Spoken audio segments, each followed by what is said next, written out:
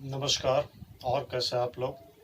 हम लोग fundamental rights का अध्ययन कर रहे हैं और पहला फंडामेंटल राइट्स समानता का अधिकार, राइट टू इक्वलिटी है। और इसमें हम लोग 14 देखे। वित्त के समक्ष समानता, 15 धर्म, मूल, वंश, जाति, लिंग, जन्म स्थान के आधार भेदभाव नहीं किया जा सकता, 16 अवसर की समानता, 17 स्पष्टता का अंत, 18 उपाधियों का अंत। जिसमें पिछले वाले लेक्चर में हम लोगों ने 14-15 का अध्ययन किया। आज हम लोग अध्ययन करेंगे 16, आर्टिकल 16, जिसको बोला जाता अवसर की समानता।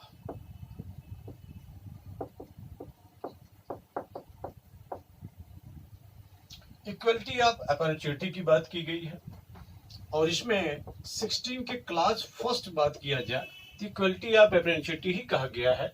अगर 16 का क्लास सेकंड कहें तो उसमें 7 काजेज बताए गए हैं जिसके आधार पर डिस्क्रिमिनेशन नहीं हो सकता। ये देखिएगा, धर्म, रिलीजन, मूल वंश जिसको रेश बोलते हैं, जाति, कास्ट, लिंग, सेक्स,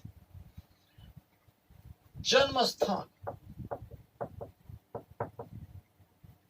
प्लेस ऑफ बर्थ, उद्भव, डिसेंट, निवास स्थान, रेजिडेंस। ये 7 काजेज हैं जिसके आधार पर डिस्क्रिमिनेशन नहीं किया जा सकता। हालांकि 15 के क्लास फर्स्ट में देखें तो 5 काजेज पहले भी थे। इसमें 2 काजेज क्या हो जाते हैं, प्लस कर जाते हैं। इसका मतलब यह हुआ कि हम इस आधार पर डिस्क्रिमिनेशन नहीं कर सकते। इसके सिवा डिस्क्रिमिनेशन हो सकता है, पॉजिटिव डिस्क्रिमिनेशन रहेगा तो वैध माना जाएगा। जैसे मान लीजिए आईएएस की परीक्षा है, उसमें तमाम परीक्षा आयोजित की जाती है, भेद तो किया जाएगा, नहीं तो सभी लोग पहुंच जाएंगे, प्रशासनिक गुणवत्ता खराब हो जाएगी। पीसीएस हुआ, बैंक हुआ, रेलवे हुआ, या फोर्स में जो भर्ती है उसमें तमाम प्रकार से क्वालिफिकेशन बनाए जाते हैं। फोर्स में लंबाई होना चाहिए, चेस्ट होना चाहिए, दौड़ अच्छी होनी चाहिए, परीक्षा में सफल होना चाहिए, ठीक नंबर। तो ये सारी चीजें जो है उस प्रकार से बनाया गया है। अगर हम लोग 16 के क्लास थर्ड की बात करें तो पार्लियामेंट के पास पावर है, संसद के पास पावर है। क्या पावर है कि रेजिडेंस के आधार पर वो डिस्क्रिमिनेशन कर सकती है, जो कॉन्स्टिट्यूशनल तरीके से उसको लीगल माना जाएगा, क्योंकि कॉन्स्टिट्यूशन में ही ये प्रोविजन किया गया है कि राज्य सरकार क्या कर सकती है, प्रदेश सरकार क्या करती है, रेजिडेंस के आधार पर भी डिस्क्रिमिनेशन कर सकती है। क्यों ऐसा कहा गया है? हो सकता है कि उस क्षेत्र के जो लोग हैं वहां सर्विस करना, वहां के विषय में विधिवत जानते हो। दूसरा कारण ये भी है कि अगर हम बाहरी लोगों को रोक लगाएंगे रेजिडेंस के आधार पर तो हमारे अपने लोगों को प्रोटेक्शन मिलेगा। हमारे अपने लोग तो वैसे ही पिछड़ गए हैं, अगर हम उसको क्या रेस्ट्रिक्शन लगा देंगे तो बाहरी लोग नहीं आ पाएंगे, जो हमारे यहाँ प्रोटेक्शन मिलेगा। बहुत सारे ऐसे राज्य हैं जो बहुत पिछड़ गए, छत्तीसगढ़, झारखंड है, पूर्वोत्तर के राज्य हैं। अगर रेस्ट्रिक्शन न लगाएं तो बाहरी लोग जाकर के भर जाएंगे। अगर ये रेजिडेंस के आधार पर रेस्ट्रिक्शन लगाया जाता है तो संविधान को उल्लंघन नहीं माना जाएगा। संसद को चूंकि शक्ति दी गई है, ये शक्ति संसद किसको दे सकती है? स्टेट को दे सकती है। इस प्रकार के प्रावधान बनाए गए। अब हम लोग चलते हैं, देखते हैं नेहरू साहब के लिए क्या चुनौतियां आई। चाहे पंडित जवाहरलाल नेहरू रहे हो, चाहे मोतीलाल नेहरू रहे, चुनौतियां दोनों लोगों के सामने रही। फंडामेंटल राइट्स नेहरू रिपोर्ट में ही आया था 1928 में। जब संविधान लागू होता है तो पंडित जवाहरलाल नेहरू के सामने समस्या आती फंडामेंटल राइट्स को लेकर के। क्या समस्या आती है ये देखिएगा। 1927 की हम लोग बात करें, 1927 मद्रास प्रेसिडेंसी ने अपने यहाँ इंजीनियरिंग कॉलेज और मेडिकल कॉलेज में रिजर्वेशन का प्रावधान किया हुआ था और उसमें धर्म के आधार पर किया था, समुदाय के आधार पर किया हुआ था। संविधान लागू हुआ तभी भी वो जारी रहा। यहां पर केस होना एक स्वाभाविक हो गया। वो केस बड़ा फेमस हुआ, चंपकम दोराई राजन। चंपकम दोराई राजन, इन्होंने भारत सरकार के अगेंस्ट ये केस कर दिया। 1951 की घटना है, संविधान लागू होते ही। और इसमें क्या कहा गया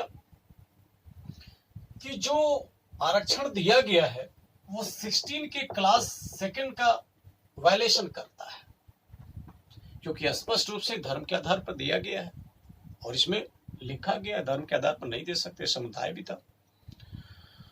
सरकार का तर्क था कि 45 में प्रावधान है कि शिक्षा का हम प्रबंध करेंगे, लेकिन ये तो डीपीएसपी में है।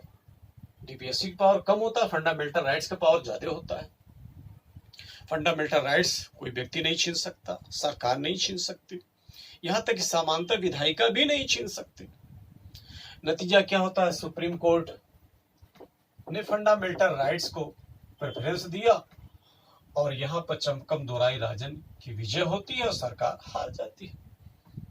सरकार जब हार गई तो पंडित नेहरू साहब के लिए एक चैलेंज था कि हम समाज का कल्याण कैसे करेंगे। तो क्या करते, first amendment, first constitutional amendment करते हैं। 1951 की घटना है। इसी केस के बाद उन्होंने 16 में क्लास 4 जुड़वा दिया और कहा जो लोग सामाजिक और शैक्षणिक दृष्टि से यानी सोशली और एजुकेशनली जो बैकवर्ड हैं उनको आरक्षण दिया जाएगा। एससी एसटी का तो चल ही रहा था। इसके लिए आर्टिकल 340 में प्रावधान है कि राष्ट्रपति चाहे तो आयोग बना सकते हैं जो बैकवर्ड की जांच करेगा, कौन लोग बैकवर्ड में आते हैं। 338 की अगर हम लोग बात करें तो एससी के लिए आयोग है। 338A यानी 338A में एसटी के लिए आयोग की बात है, राष्ट्रपति आयोग गठित कर सकते हैं। 341 की बात करें तो एससी जात की बात की गई है, 342 में एसटी जात की बात की गई है। तो यहां पर हम लोग देखना है कि ओबीसी के लिए जो आयोग बन रहा है 340 से जातियों का निर्धारण राष्ट्रपति द्वारा किया जाता है। याद रखेंगे, बहुत बार सवाल पूछा गया है। और आयोग का गठन किसके द्वारा किया था, राष्ट्रपति द्वारा। राष्ट्रपति ने आयोग का गठन कर दिया पंडित नेहरू साहब के कहने पर। उस आयोग का नाम था काका कालेलकर, काका कालेलकर आयोग। काका कालेलकर आयोग का गठन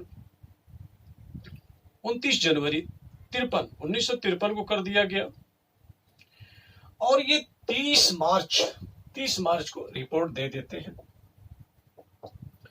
30 मार्च 1955 उन्होंने क्या दिखाया, इसमें 2399 जातियां ऐसी हैं जो बैकवर्ड हैं सोशली और एजुकेशनली, और प्लस देश की जितनी भी फीमेल वो भी बैकवर्ड है। लीजिए अजीब अजीब रिपोर्ट दे दी। और इन लोग कहा कि इनका उत्थान तब हो सकता है कि 70% रिजर्वेशन कर दिया जाए। बहुत बड़ी समस्या हुई सरकार के लिए। सरकार तत्काल क्या हो गई, शांत हो गई, चाहे कौन बड़ी मुसीबत मोल लेगा। मामला ठंडे बस्ते में चला गया, पड़ा रहा, लंबे समय तक पड़ता रहा। एक समय की बात है कि इंदिरा जी तानाशाह बनने की कोशिश की, विपक्षियों को बहुत पिटवाई थी, इमरजेंसी घोषणा करके। 1975 का जितने भी पक्षी थे एक साथ मिल करके इंदिरा जी को हराते हैं। 1977 में सरकार बनाते हैं और क्या करते हैं, और कहते हैं कि हम बैकवर्डों को रिजर्वेशन देंगे। तो वो 1 जनवरी 1979 को मंडल कमीशन का गठन कर देते हैं। बड़ा फेमस है मंडल कमीशन। और 30 दिसंबर 1980 को मंडल कमीशन रिपोर्ट सौंप देता है और सौंपने के बाद कहता है कि 27% रिजर्वेशन ओबीसी को दिया जाना चाहिए जो सामाजिक और शैक्षिक दृष्टि से पिछड़े हुए। खैर तब तक जनता गवर्नमेंट सरकार चली जाती है। इंदिरा जी पुनः आती हैं तो इंदिरा जी तो लागू करेंगे नहीं, जो उनके एजेंडे में इस प्रकार का था नहीं। फिर उसके बाद राजीव गांधी साहब आते हैं। राजीव गांधी के बाद बीपी सिंह आते हैं। बीपी सिंह ने खुद ही कहा था कि जब हम सरकार बनाएंगे तो मंडल कमीशन को लागू कर देंगे। बीपी सिंह क्या करते हैं, 7 अगस्त 1990 को मंडल कमीशन को लागू कर देते हैं। 27% रिजर्वेशन ओबीसी के लिए जो सामाजिक और शैक्षिक दृष्टि से पिछड़े हुए हैं। लागू करते ही देश में हंगामा हो गया, आगजनी हुआ, आत्मदाह भी शुरू हो गया। खैर बीपी सिंह लंबे समय तक प्रधानमंत्री रहे नहीं। उसके बाद पीवी नरसिम्हा राव साहब आ जाते हैं। पीवी नरसिम्हा राव साहब ने सोचा कि इस समस्या का समाधान क्या हो सकता है, दंगे को कैसे शांत किया जा सकता है। तो उन्होंने एक अच्छा रास्ता सोचा, क्या ऐसा नहीं सकता फॉरवर्ड को भी रिजर्वेशन दे दिया जाए, वो खुद ही शांत हो जाए। तो उन्होंने 10% क्या कर दिया, आर्थिक आधार पर रिजर्वेशन को चालू कर दिया, चाहे लो आप लोग ले लो। उसके बाद केस हो गया, वो केस बड़ा फेमस है रिजर्वेशन के मामले में। इंदिरा साहनी, बहुत बार सवाल पूछे जाते हैं, इसको अच्छे से समझ लीजिएगा। भारत सरकार के अगेंस्ट ये केस कर देती है और इसमें क्या मामला आता है इसको देखिए। इंदिरा साहनी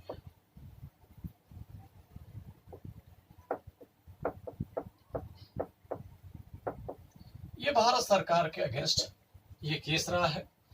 ये 1992 की घटना है और इसमें जो सुप्रीम कोर्ट का निर्णय आता है, गौर से समझ लीजिए, इसको बड़ा महत्वपूर्ण बनता है। इसमें जो 27% का रिजर्वेशन था उसको सुप्रीम कोर्ट ने वैध ठहरा दिया, लीगल ठहरा दिया, और क्या कह दिया, जो 10% का रिजर्वेशन किया गया है वो अवैध है। और क्या कहा कि जो एससी और एसटी का रिजर्वेशन है प्रमोशन में, ये भी इलीगल है। और साथ ही ये भी कहा कि रिजर्वेशन किसी भी स्थिति में 50% से ज्यादा नहीं हो सकता। तो ऐसा क्यों कहा सुप्रीम कोर्ट, उसके पीछे कारण है कि 27% रिजर्वेशन ओबीसी का हो गया और 15% रिजर्वेशन एससी का हो गया, 7.5% एसटी का हो गया और 10% यहाँ जो आर्थिक रूप से पिछड़े हुए संपन्न है, यानी अगड़े हुए जो लोग हैं, उनके लिए कर दिया। इस तरीके से सुप्रीम कोर्ट लगा ये तो पूरा राजनीतिकरण हो रहा है। तो सुप्रीम कोर्ट ने यही पर रेस्ट्रिक्शन लगा दिया सरकार को, क्या कि 50% से ज्यादा रिजर्वेशन हो ही नहीं सकता। ये सवाल बहुत बार पूछा गया है। अब सरकार के लिए भी एक चुनौती बनी। सरकार रिजर्वेशन देना चाह रही थी, खास करके कहा, एससी और एसटी के जो प्रमोशन में था वहां रिजर्वेशन देना चाह रही थी। तो सरकार तो प्रावधान करेगी, जानती, बहुत बड़ा जनाधार भी है और कल्याण का काम भी करना चाहते हैं, दोनों बातें हैं। तो 77वां संविधान संशोधन जो 1985 की घटना है करा देते हैं। और इसमें देखिएगा 16 का क्लास 4 तो था ही, इसी में ए जुड़वा देते हैं। और ये जुड़वाने के बाद उन्होंने स्पष्ट कर दिया कि पदोन्नत में भी रिजर्वेशन रहेगा, किसके लिए, एससी और एसटी के लिए। इस प्रकार प्रावधान कर दिया। और प्रावधान क्या करते हैं, एक 81वां संविधान संशोधन कराया जाता है। ये 2000 की घटना है और इसमें सरकार ने क्या किया, कैरी फॉरवर्ड पॉलिसी को फॉलो करती है। ये कैरी फॉरवर्ड पॉलिसी क्या है, जो 81वां संविधान संशोधन कराया, इसके लिए एक आर्टिकल अलग जुड़वाया। ये तो इसके लिए था कि प्रमोशन में जो आरक्षण रहेगा इसके लिए, और 16 का क्लास 4 तक का बी जुड़वा दिया, जो कैरी फॉरवर्ड पॉलिसी तरह काम करेगी, जो एससी एसटी का रिजर्वेशन है। इसका मतलब क्या, जरा समझिए। कैरी फॉरवर्ड पॉलिसी जैसे तमाम सीटें आती हैं जो रिजर्व रहती हैं, कई बार क्या होता है कि वो पूरी तरीके से नहीं भर पाती है। क्यों नहीं भर पाती है, उसके पीछे कारण है कि आरक्षण सिर्फ ये नहीं है कि जितनी सीटें हैं सब भर दिया जाए, बल्कि उसके साथ एक क्वालिटी भी होना चाहिए। जैसे मान लीजिए, जिसको न्यूनतम योग्यता बोलते हैं, एमएससी में मैथ की टीचर की वैकेंसी निकली हुई है 50 सीट, और एससी भर के लिए है 50 फॉर्म ही पढ़ते हैं, तो क्या 50 लोगों को ले लिया जाएगा, भले उनको गणित ना आती हो? ऐसा तो नहीं है। 50 लोगों को तो लेना है, परंतु ये भी देखना है क्या न्यूनतम योग्यता कुछ आ रहा है कि नहीं आ रहा। वो भी न्यूनतम योग्यता निर्धारित किया जाता है, ताकि उनकी गुणवत्ता प्रभावित न हो, पढ़ा तो सके। अगर ये पैमाना लगाया जाता है तो हो सकता है कुछ सीट खाली रह जाती है। तो उससे क्या होता है, अगर सीट खाली रह गई तो अगले वर्ष जब वैकेंसी आएगी तो वो सीट जाकर के उसी वर्ग में जुड़ जाएगी। याद रखेंगे, एससी की सीट है तो एससी में जुड़ेगी, एसटी की सीट है एसटी में जुड़ेगी, ओबीसी की सीट है तो ओबीसी में जुड़ेगी, जिसको बैकलॉग बोलते हैं एक प्रकार से। तो यहां जब जुड़ेगी तो देखा गया कि ये 50% से ज्यादा रिजर्वेशन हो जा रहा है, जो कि इंदिरा साहनी में क्या कहा गया था कि 50% से ज्यादा रिजर्वेशन नहीं हो सकता। तो इसके लिए यही संविधान संशोधन किया गया था। इसके माध्यम से ये कह दिया गया कि जो बैकलॉग वाली सीट है अगर वो आती है और जुड़ती है किसमें, जो रिजर्व सीट में, तो ये 50% का उल्लंघन नहीं माना जाएगा। यही है कैरी फॉरवर्ड पॉलिसी। फिर क्या होता है, और भी सरकार काम करना चाह रही थी।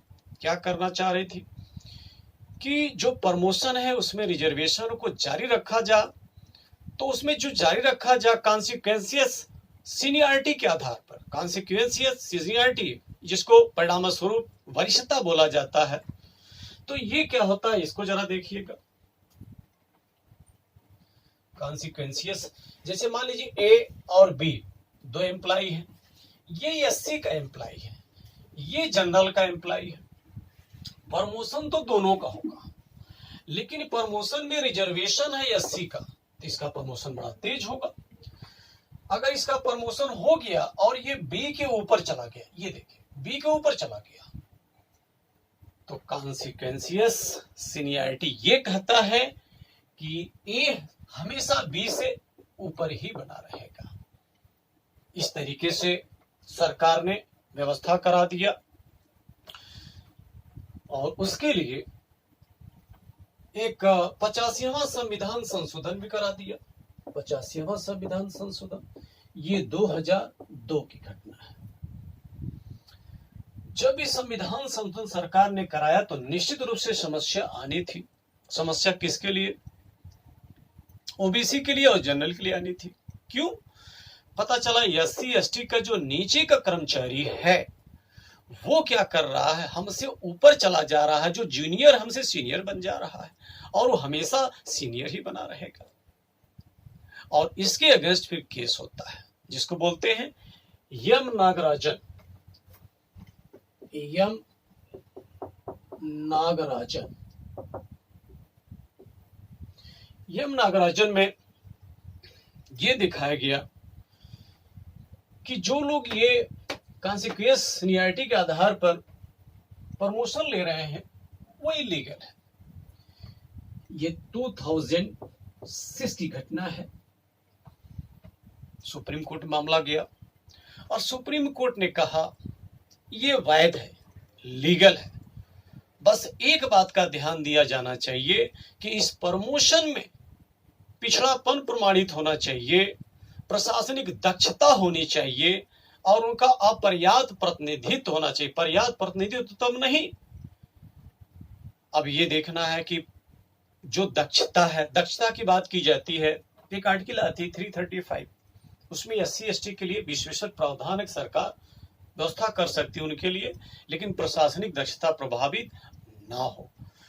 तो इस तरीके से यम नागराजन जो केस आया कोई बहुत माने नहीं रहा। एक मामला और आता है जल्दी ही, जरनैल सिंह का मामला कहा जाता है, 2018 की घटना है। 2018 जरनैल सिंह, इनका यह मानना था कि जो एससी एसटी का प्रमोशन में रिजर्वेशन है क्या उसमें क्रिमिनल नहीं हो सकता। पता चला आईएएस अधिकारी है, उसके लड़के का भी प्रमोशन में भी रिजर्वेशन चल रहा है, मुख्यमंत्री है। ये मामला कोर्ट चला गया और कोर्ट में जाने के बाद सुप्रीम कोर्ट ने देखा कि जो क्रिमिनल लागू नहीं है, जरनैल सिंह ने क्रिमिनल की बात किया था, क्योंकि एससी एसटी में क्रिमिनल लागू नहीं है, न तो उनके नियुक्ति में और न तो प्रमोशन में, दोनों जगह लागू नहीं। ओबीसी के लिए क्रिमिनल लागू है, प्रमोशन में तो आरक्षण है ही नहीं, नियुक्ति में आरक्षण है, तो ओबीसी में क्रिमिनल लागू है। इन्होंने कहा कि प्रमोशन में क्रिमिनल होना चाहिए जर्नैल सिंह ने।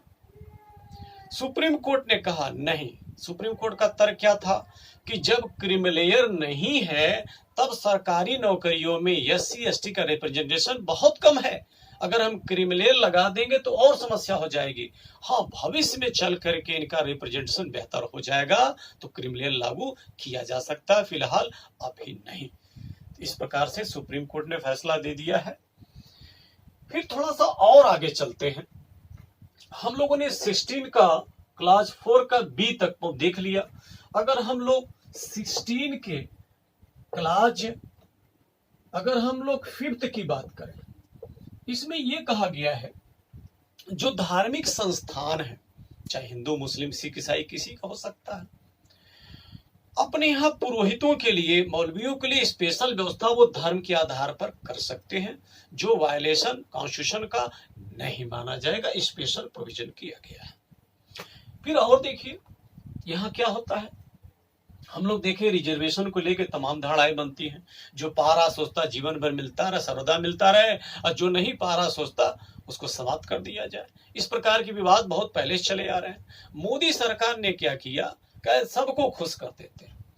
इसके लिए 103वां संविधान संशोधन, 103वां संविधान संशोधन, ये 2019 की घटना है।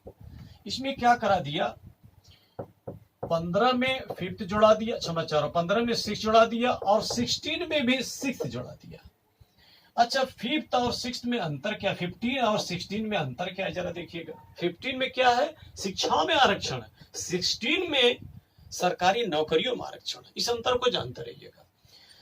तो यहां पर जो सवर्ण गरीब है, EWS जिसको बोला गया सवर्ण गरीब, इनके लिए भी सरकारी नौकरियों में और शिक्षण संस्थाओं में 10% रिजर्वेशन कर दिया है।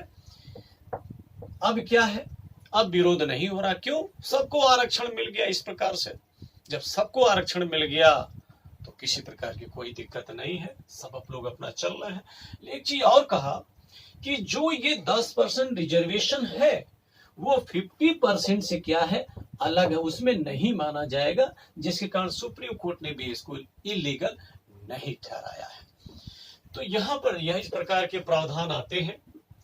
ठीक है, धन्यवाद। आप लोग दोहरा लीजिएगा, बहुत इंपॉर्टेंट सवाल है, यहां से आते हैं।